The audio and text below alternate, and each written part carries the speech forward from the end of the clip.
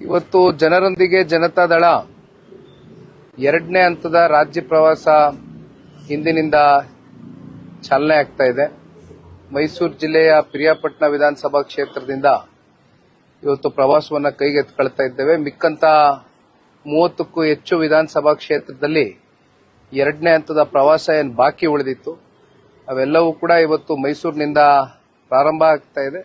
ಬಹುಶಃ ಇನ್ನು 1 ತಿಂಗಳುಗಳ ಕಾಲ ನಿರಂತರವಾಗಿ ಜನರೊಂದಿಗೆ ಜನತಾದಳ ಸದಸ್ಯತ್ವ ನೋಂದಣಿಯ ಒಂದು ಅಭಿಯಾನ ಈಗಾಗಲೇ 52 ಕ್ಷೇತ್ರದಲ್ಲಿ ಮುಕ್ತಾಯ ಆಗಿದೆ. 9,000 ಕಿಲೋಮೀಟರ್ ಇಡೀ ರಾಜ್ಯ ವ್ಯಾಪ್ತಿ ಕಲ್ಯಾಣ ಕರ್ನಾಟಕ ಇರಬಹುದು, ಕಿತ್ತೂರು ಕರ್ನಾಟಕ ಇರಬಹುದು, ಉತ್ತರ ಕನ್ನಡ ಇರಬಹುದು, ಹಳೆ ಮೈಸೂರು ಪ್ರಾಂತ್ಯ ಇರಬಹುದು, ಕೆಲವೊಂದಷ್ಟು ಸಿಟಿನಲ್ಲಿ ಇರತಕ್ಕಂಥ ಕ್ಷೇತ್ರಗಳಿರಬಹುದು, ಎಲ್ಲವೂ ಕೂಡ ಮುಕ್ತಾಯ ಆಗಿದೆ.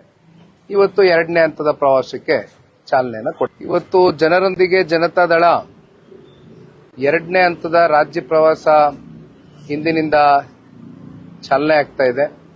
ಮೈಸೂರು ಜಿಲ್ಲೆಯ ಪಿರಿಯಾಪಟ್ಟಣ ವಿಧಾನಸಭಾ ಕ್ಷೇತ್ರದಿಂದ ಇವತ್ತು ಪ್ರವಾಸವನ್ನು ಕೈಗೆತ್ತಿಕೊಳ್ತಾ ಇದ್ದೇವೆ. ಮಿಕ್ಕಂತ 30ಕ್ಕೂ ಹೆಚ್ಚು ವಿಧಾನಸಭಾ ಕ್ಷೇತ್ರದಲ್ಲಿ ಎರಡನೇ ಹಂತದ ಪ್ರವಾಸ ಏನು ಬಾಕಿ ಉಳಿದಿತ್ತು ಅವೆಲ್ಲವೂ ಕೂಡ ಇವತ್ತು ಮೈಸೂರಿನಿಂದ ಪ್ರಾರಂಭ ಆಗ್ತಾ ಇದೆ.